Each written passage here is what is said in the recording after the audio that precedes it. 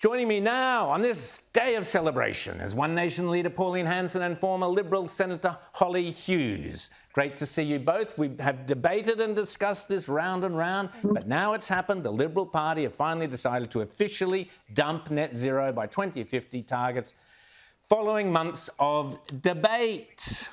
The Liberal Party will remove a net zero target from our policy.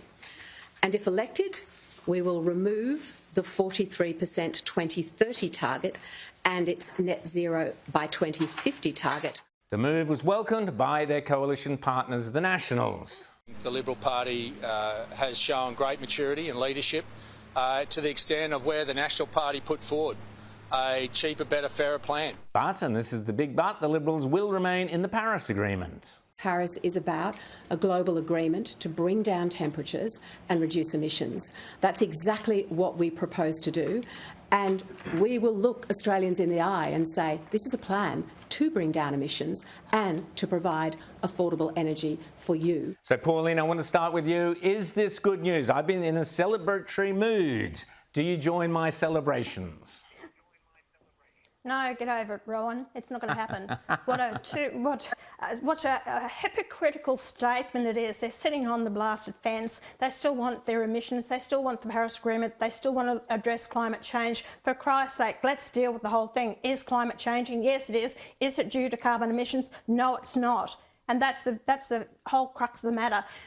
One Nation has set the agenda here, Rowan. We've actually said right from the very beginning we did not agree with this net zero climate change policy and the destruction of our economy and what is happening to our industries, manufacturing, rising electricity costs. The Nats had to follow it because since the election we've had a rise in our polling. We've actually going extremely well. The Nats came on board. They knew they had to get out of this net zero. Now the Libs have been forced to it because otherwise there would have been a split between the Nats and the Coalition and the Liberal Party. So we've set the agenda.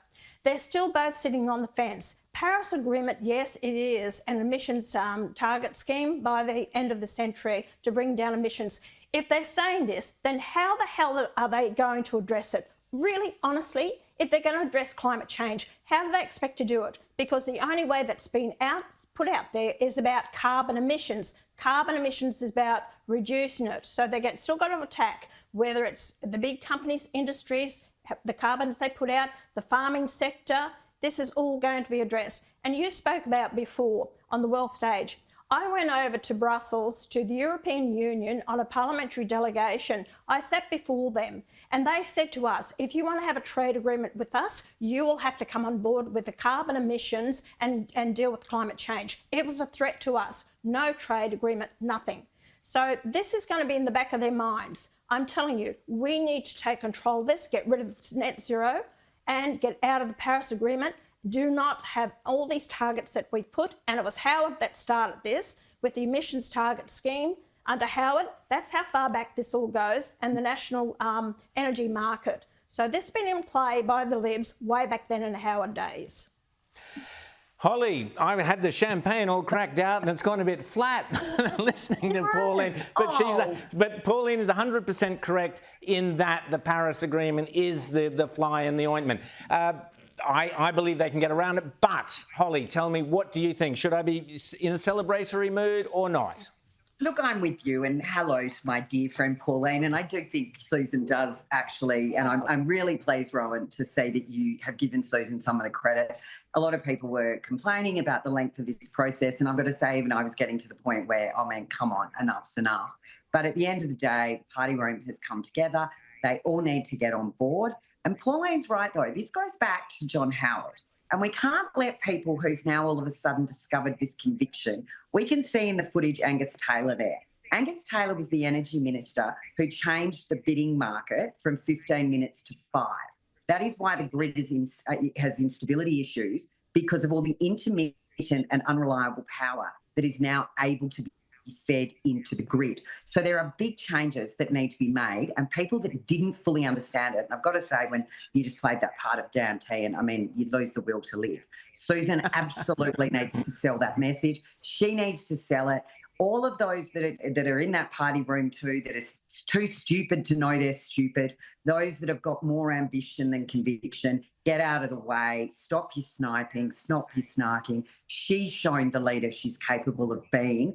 I think you're only going to see more of this, and you're going to see the real capability of a woman who's a farmer, a single mum, who's gone and done her tax degrees and has more actual economic understanding than most other people in that room combined. And you're going to really see the fight start to come up, and I'm thrilled because, you know, I've been on your show and many others on Sky where I was probably the lone voice in support of her. I know her better than most people, and I can tell you this is just the start of her really starting to push a solid agenda. So, Pauline, let's stay with this issue because, I also want to ask you about Mar-a-Lago in a tick, but just staying with this issue, Barnaby Joyce is now praising Susan Lee on this net zero call. Here he was on the Bolt Report last night. I'd first like to congratulate the Susan and the Liberal Party for making a move towards reinvigorating our capacity to reindustrialise Australia and get power prices, start putting so much upward pressure on power prices. I think she'll be able to judge her work against the Labor Party and what power prices have been happening under them. As far as my part, yes, I played a part, of course. So, Pauline, a couple of weeks ago on the show, we were playing Farmer Wants a Wife with you and Barnaby. But, do you need to woo him all over? Do you need to woo him all over again? I'm definitely catching up with him when I'm in Parliament. I'll even cook him dinner. Yeah. I'll tell you what, Pauline, I need to get you to my pub. I have every single patron in the front bar ask me when Pauline's coming to visit. So you will be a big hit here. I want to be there. I'd love to, Holly, thanks. I want to be there. So, Pauline, obviously, I completely understand your frustration. You've been right out in the front on climate change net zero for all these years. Certainly, the Libs are Johnny-come-latelys, and the Nats, to a lesser extent, Johnny-come-latelys. We've seen many people desert the Liberal Party and the Nationals, to a lesser extent, to come over to One Nation. You have to hold on to those people, obviously. You're up at 15%. You've done an amazing job. So I can understand your scepticism around where the Liberals have landed. But I want to ask you now, Pauline, you made a terrific speech there at Mar-a-Lago. You were, you're on the world stage now. You talked about so many of the issues, including the Paris Agreement, net zero, what the damage it's doing to Australia. But tell us, Pauline, quick take on what was Mar-a-Lago like? What was it like to be at CPAC in the United States? You've obviously been at the one here. I've been there with you. What was it like? Yeah. No, look, it was very honoured and pleased to have been asked to speak at CPAC in America. And, we got so much in common with the American people. They're concerned about the high immigration, about the climate change, or not so much climate change, what's happening in Australia. It's not actually happening over there because Donald Trump's taken control of it. But, with their economy, very much the same.